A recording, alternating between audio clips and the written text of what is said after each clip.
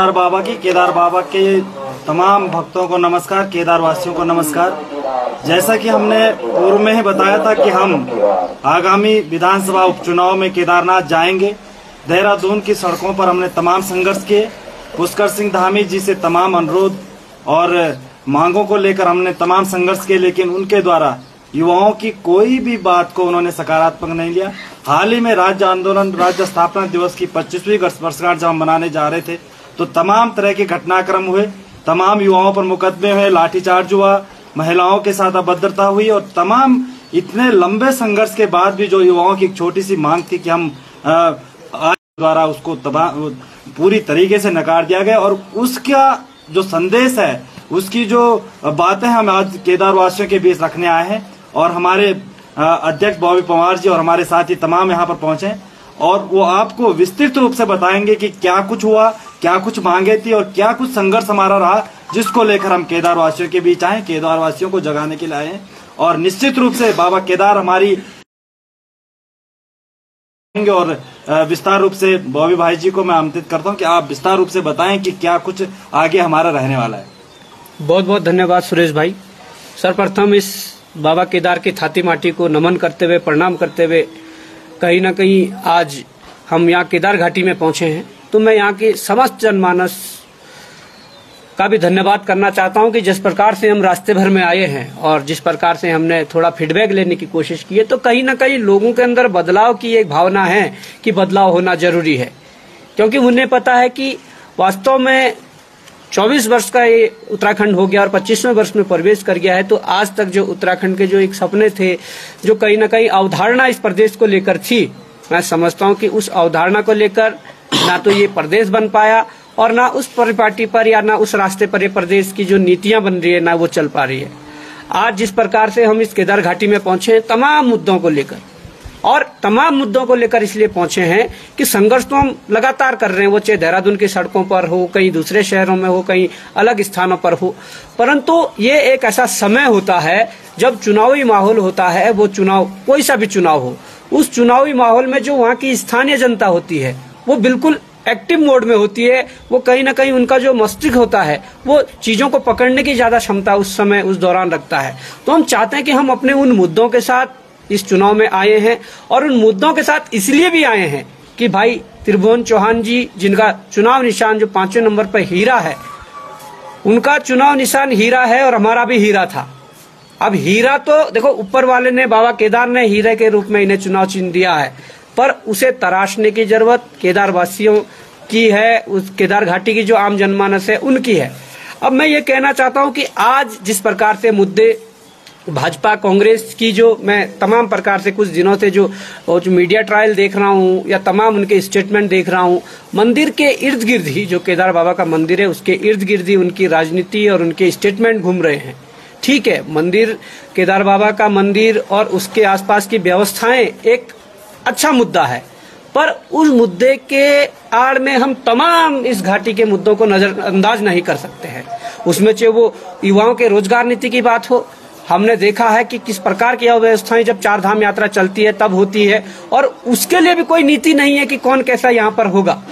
हम चाहते हैं कि अगर यहाँ का स्थानीय जनमानस अगर केवल 6 माह उसके पास रोजगार के लिए कहीं ना कहीं समय होता है और 6 माह उसे खाली हाथ बैठना पड़ता है, तो उस 6 माह के लिए ऐसी नीतियां बने कि वो पूरे साल भर कहीं ना कहीं वो आर्थिक रूप से कमजोर ना हो। उसके अलावा यहाँ की स्वास्थ्य सुविधाओं का हमने हाल जाना, स्थानीय लोगों से कुछ चीजें जानी, तो उनका कहना है कि अगर यहाँ पर कहीं भी थोड़ा भी कोई घास काटते हुए, लकड़ी के लिए जब जाते हैं या तमाम प्रकार की खेती करते हुए कोई भी छोटा मोटे अगर हाथ में मोच आ जाए, टांग में मोच आ जाए, तो उसके एक्सरे करने तक मशीनें नहीं है। तो मैं समझता हूं कि इस प्रकार की चीजें अगर है, और उसके अलावा शिक्षा के क्षेत्र में जिस प्रकार से स्कूलें बंद हो रही हो, और दूसरी सबसे बड़ी बात जो लड़ाई लंबे समय से चल रही है, जिन विचारों को यहाँ छोड़ने आए हैं, मूल निवास भू कानून की जो लड़ाई है, वो लंबे समय से, चाहे हम हैं, हमारी टीम है, भाई त्रिभुवन चौहान जी है, तमाम लोग हैं, वो लंबे समय से इस चीज को उठा रहे हैं। और भाजपा ने बड़ा प्रोपेगेंडा अभी चलाया था कुछ दिनों पूर्व कि यहाँ पर डेमोग्राफी चेंज हो रही है, पर वो डेमोग्राफी अगर चेंज हो रही है, उस डेमोग्राफी चेंज होने में किसका हाथ है? क्या यहाँ की सरकारों ने जब 2012 और 13 में जब मूल निवास से स्थायी निवास उस प्रमाण पत्र को किया गया है। और स्थायी निवास की जो परिभाषा थी, या स्थायी निवास हम रोहिंग्या भी कह सकते हैं, हम तमाम प्रकार के ऐसे लोग कह सकते हैं जिन पे भाजपा ये कह रही है कि ये डेमोग्राफी चेंज हो रही है। डेमोग्राफी चेंज तो होगी, और इस डेमोग्राफी रोकने के लिए क्या है, हम कहते हैं कि अगर आप वास्तव में इसके लिए चिंतित हैं तो आपके पास तो सत्ता है, आप करिए, लाइए, फिर से मूल निवास लागू करिए। एक भी व्यक्ति अगर गलत तरीके से नेपाल के रास्ते या बांग्लादेश के रास्ते से एंटर हो रहा है, और अगर उसके द्वारा यहाँ पर रहने के बाद अपने साथियों को बुलाया जा रहा है और डेमोग्राफी चेंज हो रहा है, पहाड़ी राज्य में जगह जगह अनेकों जिलों में उन्हें भेजा जा रहा है, तो डेमोग्राफी चेंज होगी। और इसके सॉल्यूशन की तरफ अगर जाना है तो भाजपा को करना होगा, केवल एजेंडों से काम नहीं होगा। हम चाहते हैं कि जिस प्रकार से इस केदार घाटी में अभी कुछ माह क्या, जुलाई का महीना था, और 10 तारीख को जिस प्रकार से बाबा केदार के नाम पर बिजनेस खोलने का जो काम हमारी सरकार कर रही थी, बाबा केदार के भक्तों को कहीं ना कहीं उनके साथ जो धार्मिक जो उनकी वो मान्यता है, उनको कहीं ना कहीं उन्होंने जिस प्रकार से बदनाम करने की कोशिश की है या उनको आहट करने की कोशिश की है, तो मैं समझता हूं कि उस बाबा केदार ने एक संकेत दिया था। जब 10 जुलाई को यहाँ से शीला को आपने दिल्ली ले गए, तो जुलाई का महीना भी नहीं बीता और आपने देखा कि कितनी बड़ी त्रासदी दी और कितने लोग यहाँ पर कहीं ना कहीं मारे गए।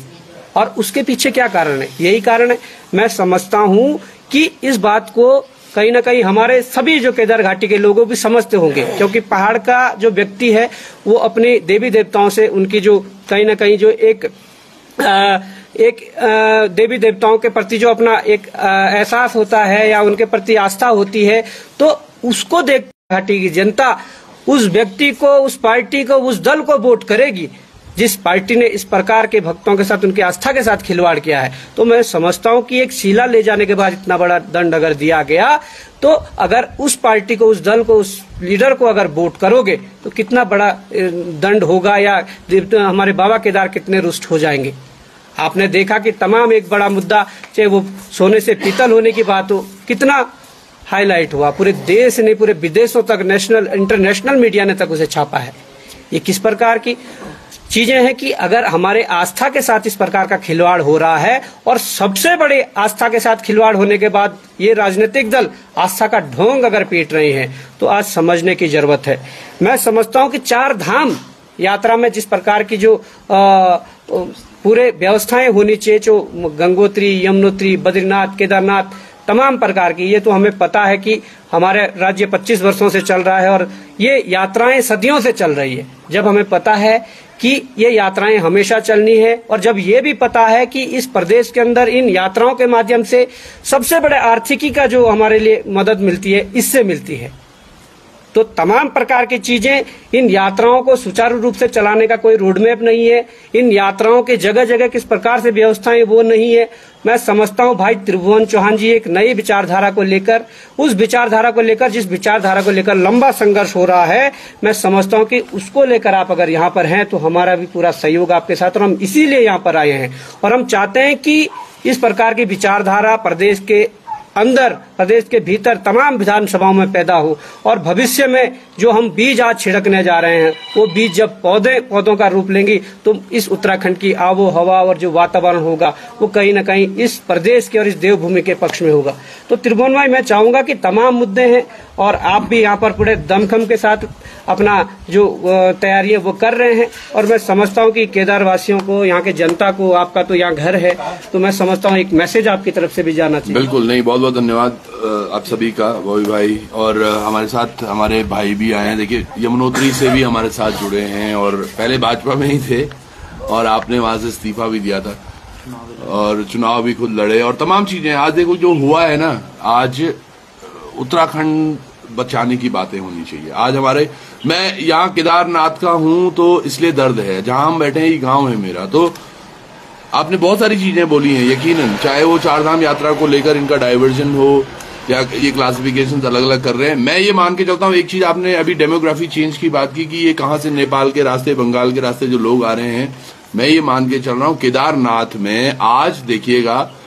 जितने भी हमारे बाहर से आए हुए लोग हैं जो यहाँ पर काम कर रहे हैं, मैं इस आज के माध्यम से, इस प्रेस वार्ता के माध्यम से उनको भी चेताना चाहता हूँ कि जब आप यहाँ पर काम कर रहे हैं आपका स्वागत है, लेकिन यहाँ के लोगों के हक हकूक मारने का हक अब आपको नहीं मिलेगा। यहाँ के हक हकूक हमारे लोगों को मिलेंगे जिन्होंने ये व्यवस्थाएं बनाई हैं, और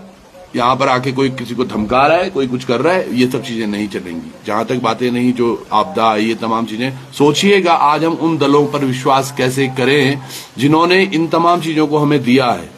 ये शिक्षा में हमारे स्कूल बंद हो गए, हमारे यहाँ हॉस्पिटल्स नहीं है, हमारी सड़कों के हाल आपने देखे बॉबी भाई। और ये केवल यही नहीं, ये सारे जिलों में 13 जिलों के यही हाल है। अल्मोड़ा में इतना बड़ा हादसा हुआ, खड्डा मुक्त करने की बात की थी धामी जी ने कि खड्डा मुक्त करेंगे हम, और खड्डा मुक्त होते होते देखिएगा इतने लोगों की जान चलेगी। और बड़ा अनफॉर्चुनेट है एक इंसिडेंट उसमें ऐसा कि जितने भी लोग उसमें कुछ तो हताहत हुए, किसी को चोट लगी, जो चोटिल थे उनको जब भर्ती किया गया तो उनके नाम पर अननोन 1, अननोन 2, अननोन यानी कि अज्ञात 1, अज्ञात 2, अज्ञात 3 लिखा हुआ था। कितनी व्यवस्था है, दुर्व्यवस्था कि वो पिता मुझे शाम को फोन कर रहे हैं कि मैं अभी यहाँ पहुंचा हूं और ये मेरे बेटे का अभी भी नाम अज्ञात 2 लिख रहे हैं, तो उनको अगले दिन कचहरी में जाके एक एफिडेविट बनवाना पड़ा कि ये मेरा बेटा है और इसका नाम ये है। तो समझिएगा और वो बेचारा मर गया, 2-4 दिन हुए हैं, वो एक्सपायर भी हो गया। तो ये तमाम चीजें हैं। यहाँ पे 3 लोग एक्सपायर हुए भाई उन दिनों जब अभी आपदा आई थी। शासन प्रशासन की तरफ से उनके घरों पर कोई आदमी नहीं गया, तो हम कैसे मान लें कि हमारे हैं? केवल ये दिखाने के लिए हमारे आ रहे हैं कि यार हम आपके साथ हैं। कहां हैं आप हमारे साथ? हमारे रोजगार आपने छीन लिए, हमारे बच्चों की स्कूली व्यवस्थाएं आपने खराब कर दी। हमारे यहाँ कोई परमानेंट इंस्टीट्यूशन ऐसा नहीं है कि जहां पर हमारे लोगों को रोजगार मिले। एकमात्र फौज का सहारा था देवभूमि को। अब आज देखिएगा हमारे यहाँ पे सैनिक भी भर्ती के लिए नहीं जा रहे, लड़के तैयारी भी नहीं कर रहे। तो कुछ कुछ परमानेंट व्यवस्थाएं ऐसी होनी चाहिए। मैं मानता हूं जो आपदा आई वो बहुत नुकसान देकर गई है, लेकिन अगर उस आपदा के साथ और भी कुछ इंस्टीट्यूशंस खोले होते, छोटे छोटे एसएमई या फिर एमएसएमई, तो शायद हमारे पास यहाँ पर रोजगार के साधन होते, हमारे युवाओं को भटकना नहीं पड़ता। पर यही सब चीजें लेके हम जनता के बीच में गए हैं अब तक, और जनता ने बहुत सराहा भी है। और रही बात हीरे की, बहुत बहुत धन्यवाद। आप बॉबी ने भी बहुत कार्य किए हैं और बहुत सराहा भी गया है। हमेशा चिंतित रहते हैं ये प्रदेश के युवाओं के लिए, खासकर मैं बात करूं, बात सबके लिए रहते, पर युवाओं के साथ हमेशा। तभी ये बेरोजगार संघ है जो आज आगे बढ़ चढ़कर चीजें कर रहा है। और हम सब लोगों का प्रयास एक ही है कि जनता समझे उन चीजों को। कल मेरे सामने यकीन मानिएगा एक भारतीय जनता पार्टी के प्रचारक कोई बैठे थे, बहुत देर तक बैठे रहे, फिर हम यही बातें करते, तो जाते जाते यकीन मानिएगा बात मुझे लग रहा है 10-15 मिनट में उन्होंने पहले अपनी टोपी निकाल के नीचे डाली, फिर अपना गमछा निकाल के नीचे डाला। बोला बेटा आप सही कह रहे हो, जब हमें डंडा कोई मारता है ना, केदारनाथ की बात है, जब आप डंडा पड़ दूं तो हम किस पेड़ के पीछे जाके रोते हैं, तब ये झंडे डंडे वाले हमें साथ नहीं देते। तो लोगों को भी समझ में आ रहा है आज अपना एक युवा होना चाहिए, घाटी का होना चाहिए, जो यहाँ की बातें करेगा और वही करते रहेंगे। आज के लिए हम और प्रस्थान में रहेंगे। आप लोग जहां जहां, मैं फिर से एक बार बोल रहा हूं कि जहां जहां गांव में नहीं पहुंच पा रहे हैं, ये सोचिएगा कि आप खुद, आप स्वयं में त्रिभुवन चौहान हैं, और उसको अपने प्रचारक के रूप में देखिएगा अपने स्वयं को, और गांव में जाकर बस अपने बूथ को मजबूत कीजिएगा। क्यों साहब, मनोज भी कुछ कहना चाहेंगे भाई? ठीक है, चलिए, बहुत बहुत धन्यवाद। कोई प्रश्न है आपके? तो चलिए, थैंक यू।